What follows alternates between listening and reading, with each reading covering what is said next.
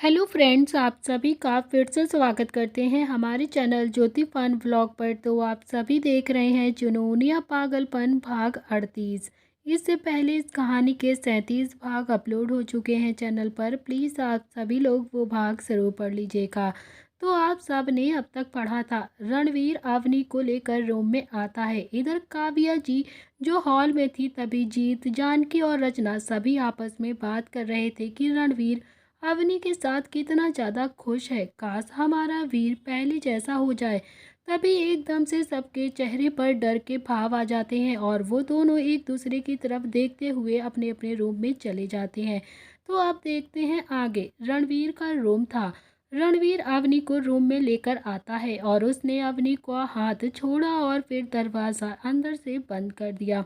तो अवनी जो हैरान परेशान बस उसे ही देख रही थी। तो रणवीर एकदम से पलटा और इस वक्त उसकी आंखें एकदम से लाल हो चुकी थी और चेहरे पर काफ़ी गंभीर भाव थे। रणवीर को ऐसा देख अवनी डर गई और उसने अपना एक कदम पीछे लिया और अपने मुंह में आया पानी पी लिया। तभी रणवीर अवनी को ही देखे जा रहा था और उसने अपने कदम अवनी की तरफ बढ़ाए। ये देखकर अवनी की जान हलक में ही अटक गई और उसे समझ नहीं आ रहा था कि अब वो क्या करे। और तभी अनिका के रूम में हुई बातें वो अच्छे से समझ गई थी, तो उसे बस डर लग रहा था। रणवीर अवनी के एकदम से करीब आया और उसने अवनी की कमर में अपना हाथ डाला और उसे अपने से सटा दिया। तो अवनी अचानक से एकदम से चौंक गई, जिससे उसकी आंखें बड़ी बड़ी हो गईं और वो एक टक बस रणवीर की नशीली आंखों में देखी जा रही थी।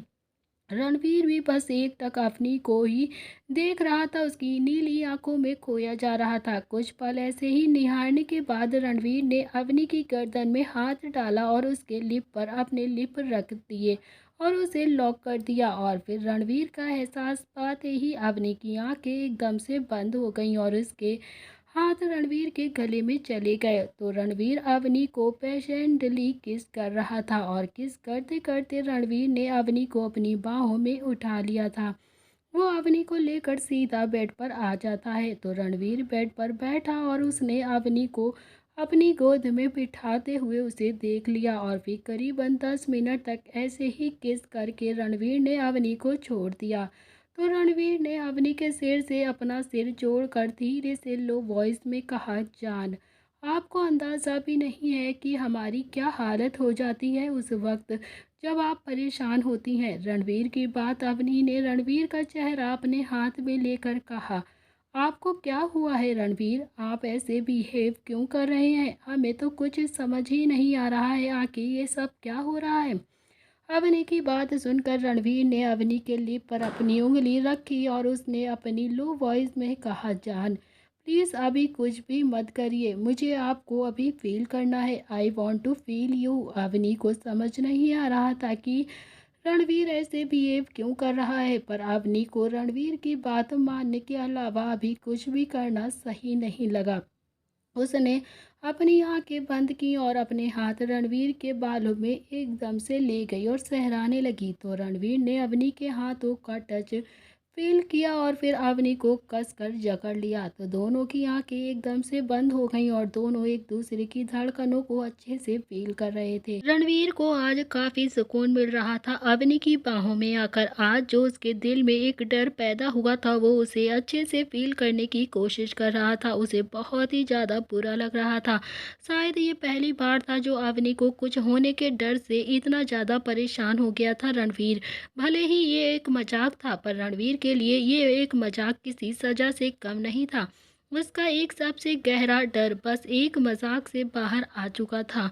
उससे भी बड़ी बात ये थी कि ये मजाक उसकी मॉम ने ही किया था उसके साथ और उसका इतना ज़्यादा इंटेंस ज़रूरी अच्छा था। पर आज रणवीर को उन्होंने एक अलग ही राह पर लाकर रख दिया था। करीबन 45 मिनट तक रणवीर अवनी को एक दूसरे की बाहों में हो गए थे। अब अवनी के शायद पैर दर्द करने लगे थे एक ही पोजीशन में बैठकर। उसने रणवीर से कुछ भी नहीं कहा, मगर रणवीर को अवनी के हर एक इमोशन के बारे में पता चल जाता था। तो उसने अवनी को छोड़ा और उसे लेकर बेड पर लेट गया। तो उसकी ये हरकत देखकर अवनी भी थोड़ा सा हिचकिचाते हुए बोलती है कि रणवीर, ये आप हमने स्लीपर भी नहीं निकाली है और आपने हमें ऐसा ही लिटा दिया, ऐसे तो बेड गंदा हो जाएगा। तो अवनी की बात सुनकर रणवीर ने अवनी के मुंह पर अपनी उंगली रखी और उसकी कमर को सहलाते हुए कहा, शू शू शू।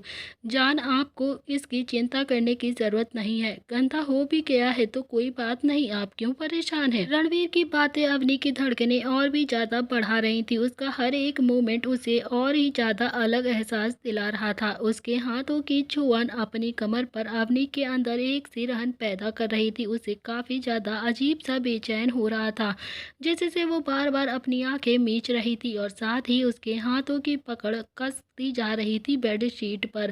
तभी रणवीर ने अपने हाथों की मूव को जारी रखा और फिर अपने चेहरे को अवनी की गर्दन के पास लेकर गया। तो लेकिन अवनी का दुपट्टा रणवीर के लिए एक अड़चन पैदा कर रहा था। तो रणवीर ने अपने हाथ को अवनी की कमर से हटाया, जिससे अवनी ने एक राहत की सांस ली। पर उसे क्या पता था रणवीर उसके साथ क्या करने वाला है। पर अगले ही पल उसकी आंखें अचानक से और बड़ी हो गईं।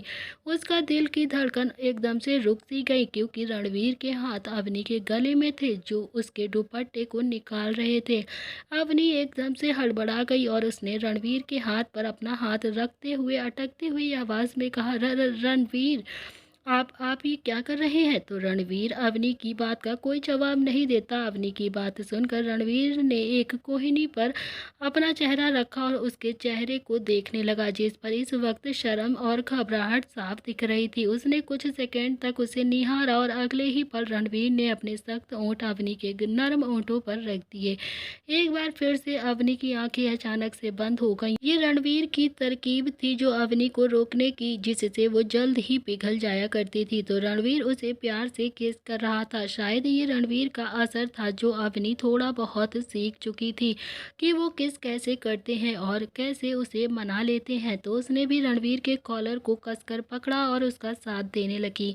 रणवीर के चेहरे पर अब सेटिस्फैक्शन वाली मुस्कान आ चुकी थी, जिससे वो अवनी के दुपट्टे को निकालने में और भी ज्यादा कामयाब हो गया था। तो अवनी इतनी ज्यादा खोई हुई थी कि उसे पता ही नहीं चला। तो रणवीर भी काफी मदहोश हो चुका था और साथ ही अवनी को भी कर रहा था। रणवीर ने अपनी किस को डीप करने लगा। तभी रणवीर किस करते हुए अवनी को खुद के ऊपर ले गया और अवनी के दोनों हाथ रणवीर के सीने पर आ चुके थे। रणवीर अवनी को पेशेंटली किस कर रहा था, जो एक डीप और फ्रेंच किस बन चुकी थी। साथ ही उसके हाथ अब अवनी के पीठ पर चल रहे थे। तो उसकी ऐसी एलिगेंट उंगलियां उसकी जीप को खोल रही थी। तो रणवीर ने एक झटके में ही उसकी जीप खोल दी और उसके स्लीव को कंधे से थोड़ा सा नीचे सरका दिया। तभी उसका ये एहसास होते ही अवनी की आंखें एकदम से अचानक से बड़ी हो गईं और उसने एक झटके में ही रणवीर को खुद से दूर कर दिया और खुद बेड पर आकर बैठ कर गई। तो अवनी के धक्का देने से रणवीर एकदम से बेड से जो आधा लटका हुआ था वो पूरा लटक गया और फिर उसने अवनी को देखा, जो जोर जोर से सांस ले रही थी। उसे देखकर रणवीर के चेहरे पर मुस्कान आ गई और फिर वो अपनी एक कोहिनी पर लेटा और अवनी को देखकर बोला कि क्या हुआ जान, आप ऐसे बिहेव क्यों कर रही हैं, जैसे हम पहली बार ये सब कुछ करने वाले हों आपके साथ। रणवीर की बात सुनकर अवनी ने अपनी आंखें छोटी कर उसे घूरते हुए देखने लगी। तभी रणवीर को देखा और फिर जल्दी से वो भागकर वॉशरूम की तरफ चली गई और उसे ऐसा देखकर रणवीर बेड पर अपनी बाहें फैलाकर खुद से बोला, दैट्स नॉट फेयर जान, बस कुछ दिन फिर मैं आपको भागने का मौका भी नहीं दूंगा। कब तक आप ऐसे हमें तड़पाती रहेंगी? तभी थोड़ी देर के बाद अवनी दरवाजे से टेक लेकर खड़ी हुई थी और उसका एक हाथ उसके पेट पर था। तो अवनी का चेहरा, जो काफी ज्यादा पीला पड़ चुका था, वो पूरा मुरझा गई थी, जैसे उसे कुछ दर्द हो रहा हो। तो रणवीर वहीं सोफे पर बैठकर अपने फोन में कुछ काम कर रहा था। जैसे ही उसकी नजर अवनी पर जाती है तो उसकी आंखें हैरानी से परेशानी से बड़ी हो गईं और वो जल्दी से अवनी के पास गया और उसने अवनी को देखा जिसका चेहरा अभी पूरा सूख चुका था। तो रणवीर ने उसे अपनी गोद में उठाया और फिर बेड पर बिठाते हुए उसे देखने लगा। फिर रणवीर ने जल्दी से अवनी का टेम्परेचर चेक किया जो हल्का सा बढ़ा हुआ था। ये देखकर रणवीर के चेहरे पर अब परेशानी के भाव आ चुके थे। रणवीर ने अवनी का चेहरा अपने हाथों में लिया और फिर उससे कहा कि जान, आपको तो बहुत तेज बुखार है, आप तो अभी ठीक थी ना, तो फिर ऐसे अचानक से आपको बुखार कैसे आ गया। रणवीर की बात सुनकर अवनी अपनी आंखें मीच ली और फिर अपने पेट पर प्रेशर बनाकर बोलती है कि रणवीर हमें दर्द हो रहा है, प्लीज़ कुछ करिए। तो रणवीर ने अवनी की बात सुनी और फिर अपना फ़ोन जल्दी से लिया और उसने विकी को कॉल करके कहा कि विकी, अगले 5 मिनट में डॉक्टर को शांति हाउस में भेजो और जल्दी, और हाँ, लेडी डॉक्टर को ही भेजना, कोई भी जेंट्स नहीं आना चाहिए। बात कर जल्दी से उसने फ़ोन काट दिया और विक्की ने भी हाँ में जवाब दिया। रणवीर जल्दी से अवनी के सिरहाने बैठ गया और उसने अवनी के बालों को सहलाते हुए कहा, जान, डॉक्टर आ रहे हैं, आप बताओ आपको ये अचानक कैसे हो रहा है।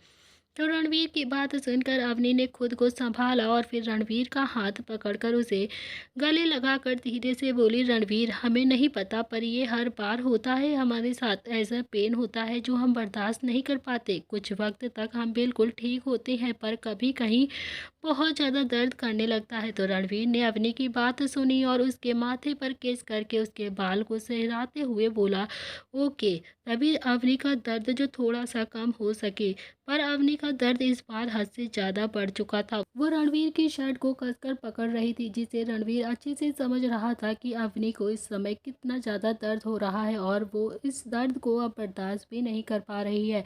रणवीर को काफ़ी ज़्यादा गुस्से में आ रहा था। इधर हॉल में विक्की एक लेडी डॉक्टर के साथ शांति हाउस में एंटर होता है। तभी हॉल में इस वक्त रचना जी और काव्या जी बैठी हुई थी। तभी डॉक्टर को देखकर काव्या जी काफ़ी ज़्यादा कंफ्यूज हो गई थी और फिर जीत जी और जानकी जी भी अपने काम पर चले गए थे। तभी अनिका अपने रूम में ही थी जो अपना काम कर रही थी और फिर करण जी किसी वजह से शहर से बाहर निकल गए थे।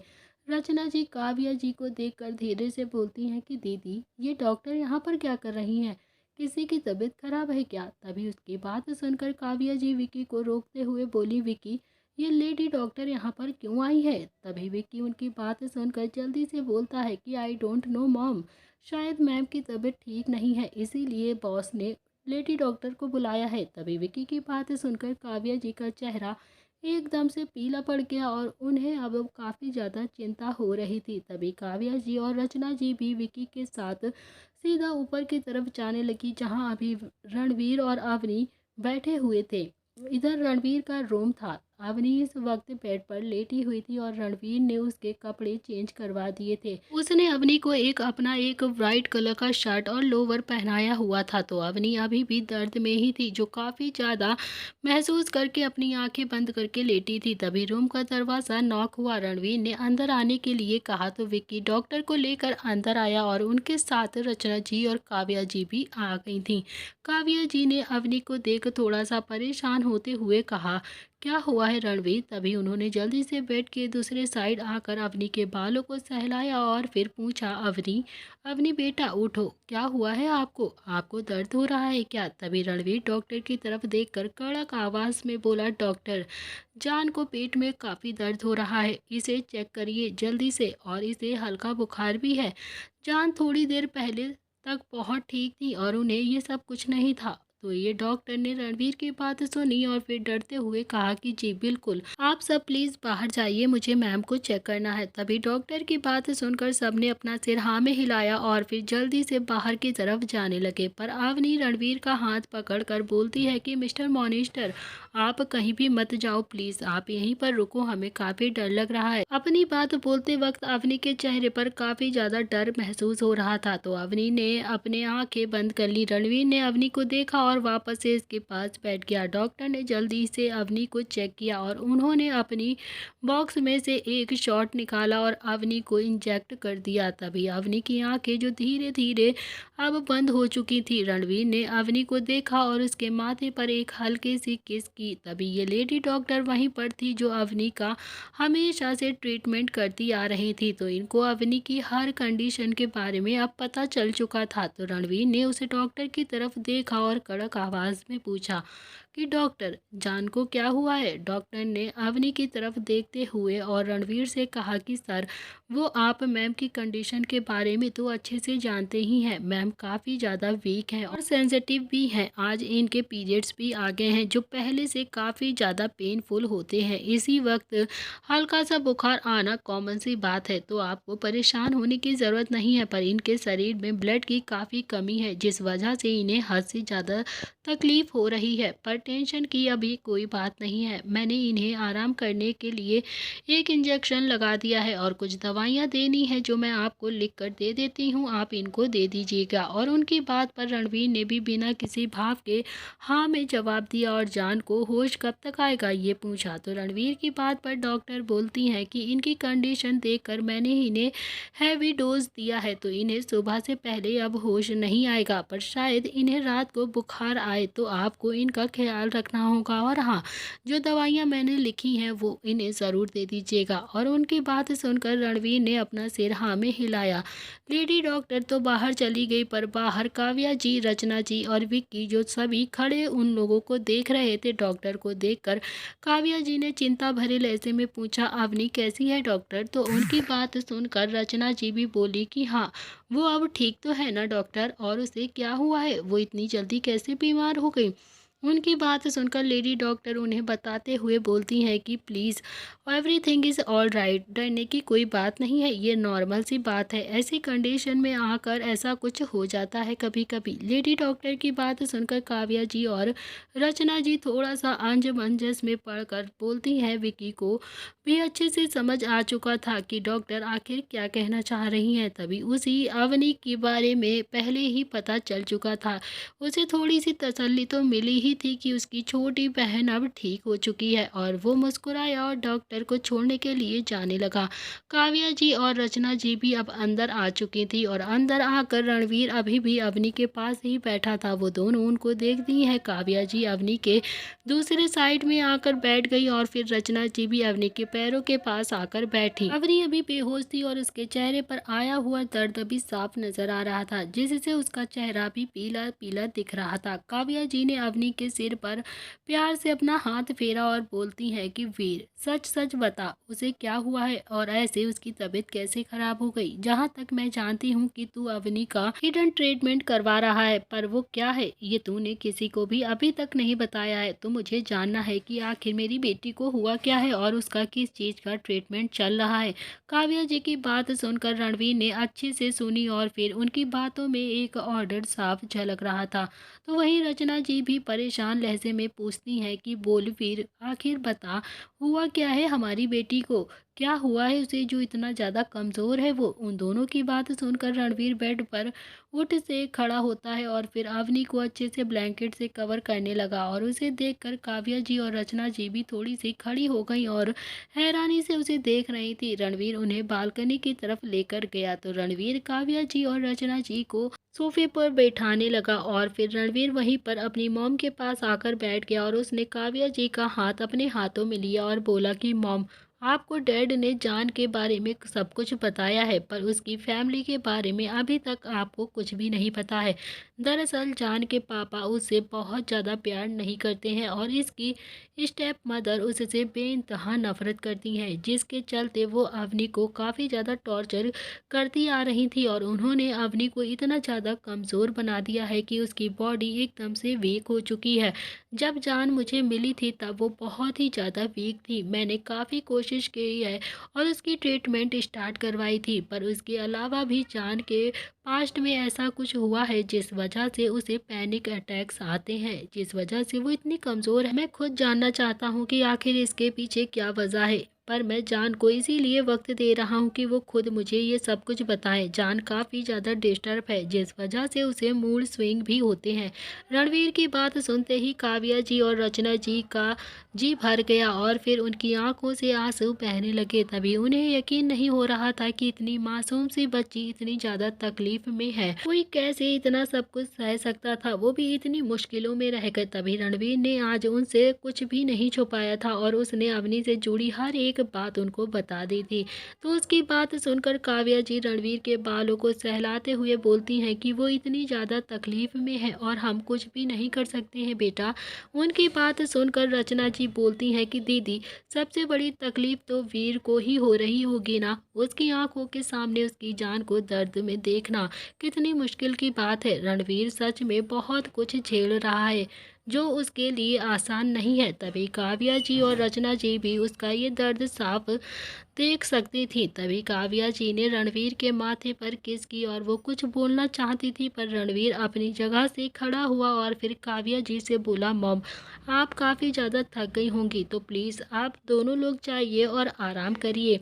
आप भी जाइए चाची जी, अनिका भी घर पर, वो भी बहुत ज़्यादा परेशान हो जाएगी अपने रूम में आपको ना देखकर। तो रणवीर की बातों में एक और डर साफ झलक रहा था। तो काव्या जी ने भी अभी यहाँ पर रुकना तो चाहती थी, पर वो कुछ भी नहीं बोली। रचना जी भी रणवीर को देखते हुए बोलती हैं कि वीर, तुम भी काफ़ी ज़्यादा थके हुए लग रहे हो, तो तुमने भी तो खाना नहीं खाया है, तुम जाओ नीचे जाओ, मैं रुकती हूँ यहाँ पर। तो रचना जी की बात सुनकर रणवीर कुछ भी बोलने को हुआ, पर तभी काव्या जी रचना जी से बोलती हैं कि रचना, वो नहीं जाएगा, मुझे पता है, और अपनी जान को छोड़कर तो बिल्कुल भी नहीं, और ना ही हमें यहाँ पर रुकने देगा। इसीलिए तुम खाना इसके लिए यहीं पर भिजवा देना। वो अपनी जान के लिए बहुत ज़्यादा पजेसिव है, वो खुद के सिवा उसे कोई दूसरा उसके पास भी नहीं बर्दाश्त करता है, यहाँ तक कि मैं भी नहीं। तो अपनी बात बोलकर काव्या जी रचना जी का हाथ पकड़कर उसे वहाँ से ले जाने लगती हैं।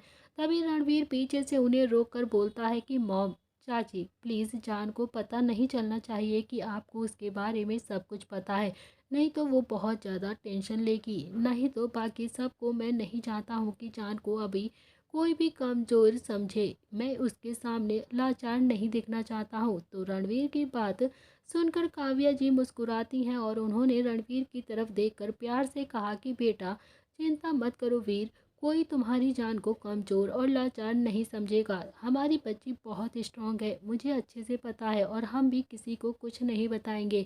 रणवीर ने उनकी बात पर कुछ नहीं कहा और वो दोनों वहां से चली गई। उनके जाने के बाद रणवीर अवनी के पास आया, जो अभी भी बेहोश लेटी हुई थी। तो उसने अपनी शर्ट को उतारा और अवनी के बगल में आकर लेट गया। उसने अपना चेहरा अवनी की गर्दन में छुपा लिया और फिर अपना एक हाथ उसकी कमर में रखकर उसे खुद से सटा दिया। काफ़ी वक्त तक रणवीर ने अवनी को इसी तरह से अपने करीब रखा था और उसकी बाहों में अपनी बाहें डाल ली थीं। उसने अवनी की खुशबू को महसूस कर उसके नेक पर धीरे से किस कर दिया और अपने बेहोश अवनी को महसूस करके जुनून से कहा कि जान, आप हमें कमज़ोर कर रही हैं, हम क्या करें। आपको पता नहीं है कि आपने हमें क्या बना दिया है। जो रणवीर आज तक कभी खुद को इस तरह से नहीं देख सकता था, आज वो अपनी वजह से मजबूर हो चुका है। क्या करूं मैं आपका, आपने हमारी लाइफ में ऐसी जगह बनाई है जो कभी किसी के लिए नहीं फील किया था, वो भी फील करने लगा हूँ। खुद की बातों पर अपनी आंखें मीच कर रणवीर बोलता है कि जान, क्यों आई आप हमारी ज़िंदगी में, बोलिए। हम कभी किसी को इतना करीब नहीं देखना चाहते थे, बट आपने तो हमें वैसा बनाने के लिए मजबूर कर दिया है। उसे मजबूर किया है जो खुद ऐसा बनने के लिए हजार बार भी खुद को रोकता था। रणवीर काफ़ी देर तक बस ऐसे ही अपने दिल की बातें सोई हुई अवनी से कहता रहा। तभी रणवीर का एकदम से फ़ोन बजा और उसने अपनी आंखें खोली और फिर फ़ोन को देखा, जिस पर चीफ नाम अभी शो हो रहा था। तो रणवीर ने एक गहरी सांस ली और फिर अवनी के माथे पर किस किया। वो बेड से उठा और बालकनी में जाकर फ़ोन को ऑन करके बोलता है कि यस चीफ। सामने से एक आवाज़ आई जो रणवीर के डैड विजय जी के थी। उन्होंने रणवीर से कहा कि are you okay my boy. Vijay ji की बात सुनकर रणवीर ने कोल्ड वॉइस में कहा, चीफ आपने आपके बेटे के नंबर पर नहीं जबकि एक अर्जेंट नंबर पर कॉल किया है। तो रणवीर की बात सुनकर विजय जी बोलते हैं कि आई नो वीर, बट मैं जानता हूँ, पर तुम्हारी आवाज़ से लगा कि तुम शायद ठीक नहीं हो। क्या कुछ हुआ है क्या? बोलो, अगर कोई दिक्कत है तो तुम मुझे बता सकते हो। तभी विजय जी की चिंता भरी आवाज़ सुनकर रणवीर को कुछ पल थोड़ा सा खामोश रहता है। तभी फिर उसने कहा कि डैड, इस बारे में आपसे बाद में बात करूंगा। अभी आप बताइए कि आपको कोई अर्जेंट काम था क्या जो आपने इतनी रात को कॉल किया है? तो रणवीर की प्रोफेशनल आवाज़ सुनकर सीरियस मूड में आ गए थे विजय जी, और उन्होंने रणवीर से कहा कि रणवीर, हमें अभी अभी इंफॉर्मेशन मिली है कि चीफ मिनिस्टर पर किसी ने हमला किया है। वो ठीक है पर बहुत ही ज़्यादा जख्मी हो चुके हैं और उनको इस वक्त आईसीयू में रखा हुआ है। सब तरफ अफरा तफरी मची हुई है और हमारी पूरी टीम मिलकर भी उस हमलावर को अभी तक ढूंढ नहीं पाई है, और यहाँ तक कि ये हादसा कैसे हुआ है ये भी अभी कुछ भी नहीं पता चला है। इसीलिए मैं चाहता हूँ कि तुम अपनी पावर को यूज़ करो और ये काम खुद ही करो। विजय जी की बात सुनकर जैसे जैसे रणवीर सुन रहा था वैसे वैसे उसके हाथों की नसें एकदम से तनती जा रही थी और माथे पर गुस्से की लकीरें उभर कर आ रही थी। तो रणवीर ने विजय जी की बात सुनी और फिर कहा कि डोंट वरी चीफ, अगले कुछ ही घंटे में आपको सब कुछ पता चल जाएगा और सारी इन्फॉर्मेशन आपके पास होगी। मैं अभी अपनी टीम को भेजता हूँ। और अपनी बात खत्म करके रणवीर ने एक गहरी सांस ली और वो एकदम से पलटा। तभी उसकी नज़र बेड पर सो रही अवनी पर गई और वो उसके पास आया और उसके माथे पर किस करके बोला कि जान, I am sorry but this is important. मैं जल्द ही आ जाऊँगा, आपको परेशान होने की बिल्कुल भी ज़रूरत नहीं है जान, अपना ख्याल रखिएगा। और फिर वो अपनी बात ख़त्म करके रणवीर किसी को मैसेज करता है और बाद में वो अवनी को देखकर सीधा क्लोजेट की तरफ चला गया कपड़े चेंज करने के लिए। करीबन 10 मिनट बाद रणवीर का कमरा नॉक हुआ था और फिर रणवीर जल्दी से जाकर दरवाज़ा खोलने लगा और दरवाजे पर इस वक्त काव्या जी खड़ी हुई थी। तो काव्या जी भी जल्दी से अंदर आई और बोली, वीर क्या हुआ है, तुमने मुझे मैसेज करके इतनी जल्दी क्यों बुलाया है, आखिर क्या बात है? तभी काव्या जी की बात सुनकर रणवीर ने काव्या जी से कहा कि मॉम वो एक्चुअली मुझे किसी काम से जाना है। आपको पता चला ही होगा कि चीफ मिनिस्टर पर हमला हुआ है और मुझे उसी के सिलसिले में अभी बाहर जाना है, लेकिन मैं जान को अकेला नहीं छोड़ सकता हूँ और आपके अलावा वो अभी किसी को ठीक से जानती तक नहीं है।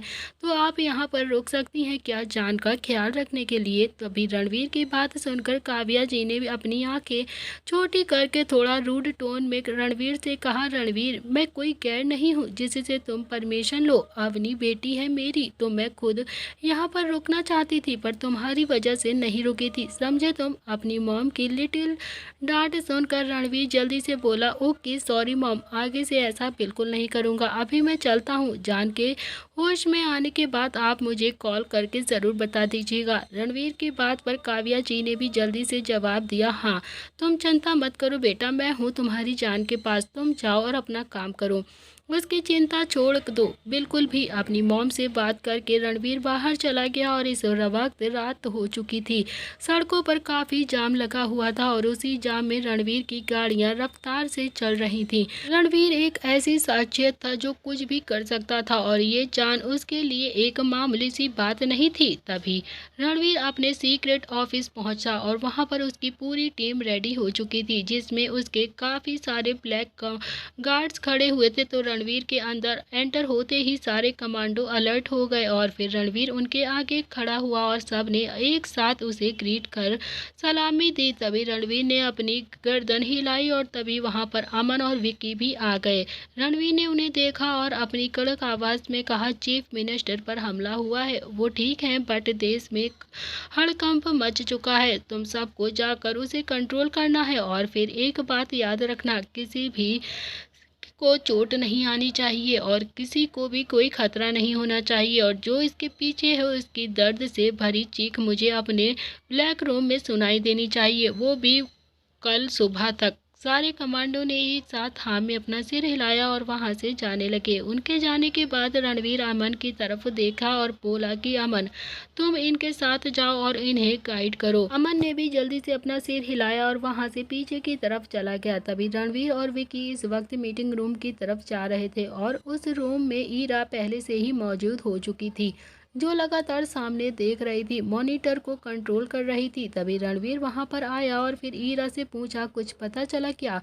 तो रणवीर को देखकर ईरा जल्दी से खड़ी हुई और बोली कि बॉस, वो पूरा इलाका छान मारा है पर एक छोटी सी फुटेज मिली है, वो भी सिर्फ एक छोटे से शॉप की। सब ने काफी अच्छे से प्लानिंग की थी, इसीलिए सारे कैमरे पहले ही गायब हो चुके थे और कोई भी सबूत नहीं छोड़ा है उन लोगों ने। ईरा की बात सुनकर रणवीर गुस्से से बौखला गया और जोर से टेबल पर अपना हाथ मारकर कहा, क्या हमारे पास कोई ऐसा सबूत ही नहीं है जिससे इसके पीछे कौन है ये पता चल सके? तभी रणवीर का गुस्सा देखकर ईरा और फिर विक्की एकदम से डर के एक कदम पीछे हट गए। तो रणवीर इस वक्त काफी ज्यादा गुस्से में था। वो एक शैतान लग रहा था जो सब तबाह करना चाहता हो। उसकी नसें तन चुकी थी और आंखें एकदम से सुर्ख लाल हो गई थीं। उसके माथे पर पसीना उभर आया था। रणवीर के गुस्से से अब उस रूम का माहौल काफी ज्यादा खतरनाक नजर आ रहा था। रणवीर का गुस्सा काफी ज्यादा खतरनाक होता था, जल्दी बाहर नहीं आता था, पर जब भी बाहर आता था तो बहुत ही बड़ा खामियाजा दुश्मनों को हमेशा भुगतना पड़ता था और इस बार भी कुछ ऐसा ही होने वाला था। विकी डरते हुए सामने आया और उसने रणवीर को देखा और कहा कि सर वो सबूत है, काफी सबूत हैं, लेकिन वो हम सरकार को नहीं दे पाएंगे। ऐसे सबूत हैं, दरअसल वो सब हमारी इलीगल टीम से जुड़े हुए हैं और उन्होंने बताया है कि जब मिनिस्टर की गिरफ्तारी होने की खबर उन लोगों तक पहुंची थी तभी उसी वक्त उन्होंने चीफ मिनिस्टर को मारने का प्लान बनाया हुआ था, लेकिन ये प्लान पूरी तरह से पूरा नहीं हुआ था क्योंकि हमारे ब्लैक कमांडो उन्हें प्रोटेक्ट कर रहे थे, पर वो भी इस हादसे में बुरी तरह से घायल हो चुके थे। विकी की बातें सुनकर रणवीर का गुस्सा बढ़ता ही जा रहा था और उसके होते हुए इतना सब कुछ हो रहा था फिर भी वो कुछ नहीं कर सकता था।